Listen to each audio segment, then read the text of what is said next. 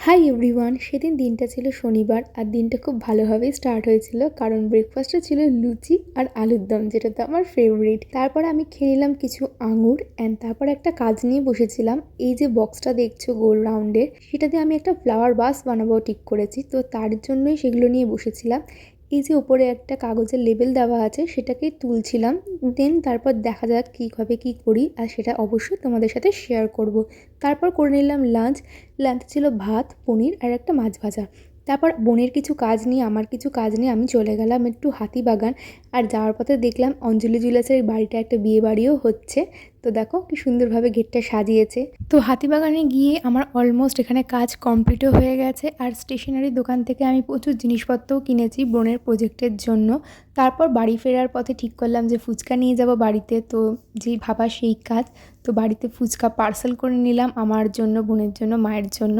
তারপর বাড়িতে গিয়ে খেয়ে নিলাম আগে একটু চা। আর এই ফটোটা আমি প্রিন্ট আউট করে এনেছি এই ফটো ফ্রেমটার জন্য। কেমন হয়েছে, কেমন লাগছে প্লিজ জানিও। অ্যান্ড দেন তারপর খেয়ে নিলাম এই ফুচকা।